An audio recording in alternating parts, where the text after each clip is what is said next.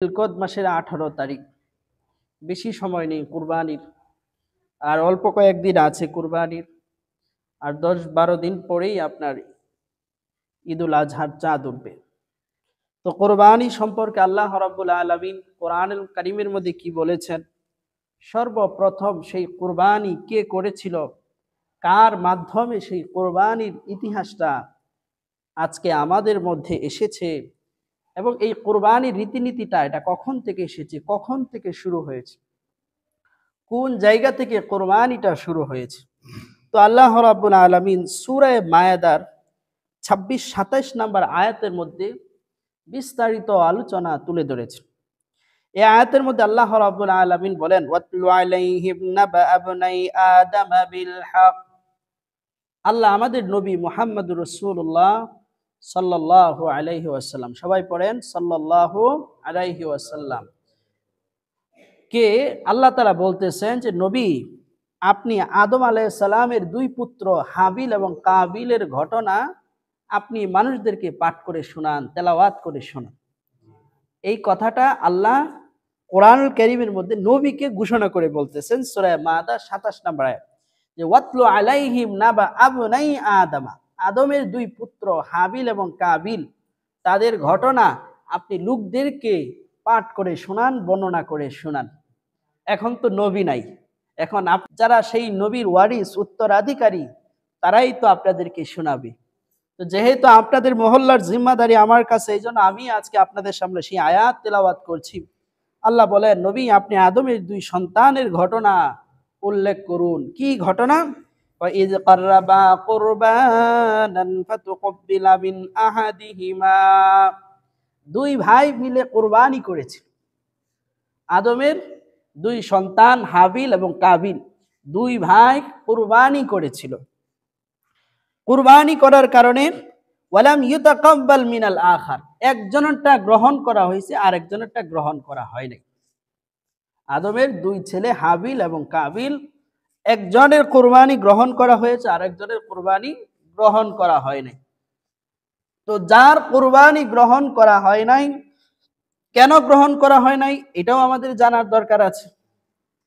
আর কেনই বা আল্লাহ রাব্বুল আলামিন তাদেরকে কুরবানি দেওয়ার জন্য বলেছেন? আল্লাহ রাব্বুল আলামিন তাদেরকে কুরবানি না দিয়ে তো অন্য কোনো কিছু দেওয়ার কথা বলতে পারতেন, কিন্তু কুরবানি কেন দিলেন এবং এই ঘটনাটা কেন ঘটল, এ ব্যাপারে মুফাসসিরিন ইকরাম ইসরাইলি বর্ণনা হচ্ছে আপনার, এটা বনি ইসরাইলরা বর্ণনা করেছেন। সত্য হতে পারে, মিথ্যাও হতে পারে, কারণ কোরআন হাদিস আসতে 1400 বছর হয়েছে। এর আগের ইতিহাস, পৃথিবীর আগের ইতিহাস, আদম এর দুই সন্তানের ইতিহাস হচ্ছে পৃথিবীর শুরু লগ্নের ইতিহাস, যে ইতিহাস কখনো কোনো কাগজের পাতায় লেখা নাই, যে ইতিহাস কোনোদিন কোনো জায়গায় লেখা ছিল না, এবং ওই ইতিহাস জানার মতো কোনো মানুষও ছিল না। আমাদের নবী সাল্লাল্লাহু আলাইহি সাল্লাম পর্যন্ত যে শরীয়তটা ছিল, যে সমস্ত নবীরা আসছেন তারা এলাকা ভিত্তিক, গোত্র ভিত্তিক আসছেন, কিছুদিন রয়েছেন আবার চলে গেছেন, আবার দেখা গেছে অনেক নবীকে হত্যা করা হয়েছে। তো ইতিহাস ওইভাবে সংরক্ষিত ছিল না।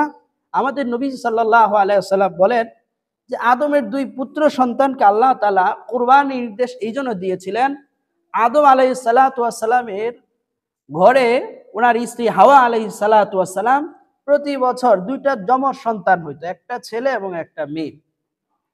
যেহেতু পৃথিবীতে এক আদম এবং এক হাওয়া ছাড়া আর কোনো মানুষ নাই, তারাই দুই একমাত্র পৃথিবীর সন্তান মানুষ উৎপাদিত। যারা আগের বছর জন্ম নিবে তারা পরের বছর যারা জন্ম নিয়েছে তাদের সাথে বিবাহ হবে। এক বছর একটা ছেলে একটা মেয়ে, যারা এই বছর জন্ম নিয়েছে আগামী বছর যারা এক ছেলে এক মেয়ে জন্ম নিবে, ছেলে মেয়েকে করবে, মেয়ে ছেলেকে বিয়ে করবে। তো এইটা ছিল রীতি নীতি।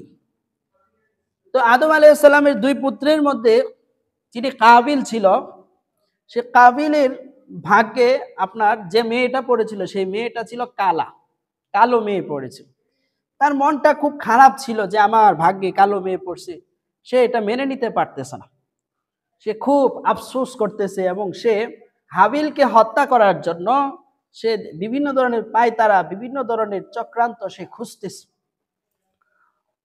তো হাবিলকে হত্যা করার জন্য যখন সে পাইতারা বিভিন্ন ধরনের চক্রান্ত খুঁজতেছে, আল্লাহ রাব্বুল আলামিন মীমাংসার জন্য বললেন, ঠিক আছে, তোমরা দুনু ভাই কুরবানি করো, যার কুরবানি গ্রহণ করা হবে সেই সুন্দরী মেয়েকে বিয়ে করবে। তো এবং হাবিল এবং কাবিল, কাবিল ছিল কৃষক, মনে রাখবেন, কাবিল ছিল কৃষক আর হাবিল ছিল বকরি চারক, রাখাল বলতে পারি। সে বকরি, বেড়া, দুম্বা এগুলো সে লালন পালন করত। কাবিল কি করলো, কাবিলও মনটা খারাপ যে এত কষ্ট করে ফসল উৎপাদন করি, এখন আল্লাহ ফসল চাইতেছে। তো আগের কুরবানি সিস্টেমটা ছিল যে জিনিসটা আমি কোরবানি করব, ধান, চাল, গম, ওই জিনিসটা একটা খোলা ময়দানে রেখে আসতে হবে। রেখে আসার পরে আকাশ থেকে যদি কোরবানি গ্রহণ হয়, আকাশ থেকে আগুন আসবে, আগুন আসার পরে এই বস্তুটাকে একেবারে পুড়ে ছাই করে ফেলবে। তো কাবিল কি করলো, সে মনটা অনেক খারাপ তার, যে আল্লাহ কোরবানির কথা বলছে, এত কষ্ট করে শস্য দানা ইত্যাদি এগুলো উৎপাদন করি, এখন এগুলো দিয়ে দিতে হবে। তো সে কি করলো, তার ঘরের মধ্যে কিছু চুচা, কিছু নিম্নমানের কিছু গম, শস্য, এগুলো কি করলো, যেগুলো কাজে লাগে না, এগুলো সে কি করলো, কুরবানির জন্য ওই জায়গার মধ্যে রেখে দিল। আর ওই দিক দিয়ে হাবিল তার পালের মধ্যে সবচেয়ে যে ভালো যে দুম্বাটা আছে, ভেড়া বা দুম্বা, যে পালের সবচেয়ে যেটা ভালো, ওইটা সে কুরবানির জন্য দিছে।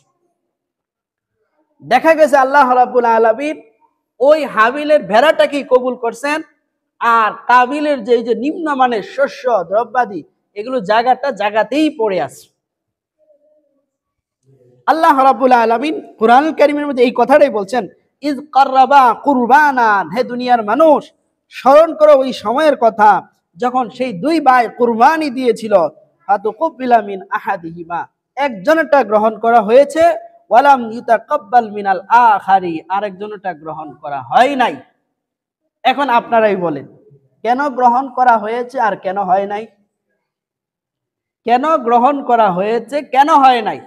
কারণ কাবিলের মনটা ছিল ছোট, আল্লাহর প্রতি তার বিশ্বাসটা ছিল ছোট। আল্লাহর প্রতি তার বিশ্বাসটা ছোট থাকার কারণে এবং আল্লাহকে সে কদর না করার কারণে, সম্মান না করার কারণে, যথাযথ মর্যাদা না দেওয়ার কারণে আল্লাহ বলতেছে, যা, তোর কুরবানি আমার দরকার নেই, তোর কুরবানি আমার দরকার নাই, কারণ তুই আমাকে সম্মান করস নাই। তুই কোনো মতো গা বাছানোর জন্য তোমরা এই কুরবানি উপস্থাপন করেছো, ঠিক আছে, তোমার কুরবানি তোমার জায়গায় থাক, আর আমি আল্লাহ হাবিলের কুরবানি গ্রহণ করেছি। কাবিল তো মাথা নষ্ট, কাবিলের কুরবানি গ্রহণ হয় নাই। আগে ব্যাপারটা, তার মনের ব্যাপারটা আল্লাহ জানতো, আর এখন ব্যাপারটা তার অন্যান্য যে ভাই যারা আছে সবাই জেনে গেছে যে কাবিল তো লোকটা ভালো না। যদি লোকটা ভালো থাকতো, মনটা ভালো থাকতো, তাহলে তো তার কুরবানি আল্লাহ গ্রহণ করতো। ভালো থাকতে হবে। আল্লাহ রাব্বুল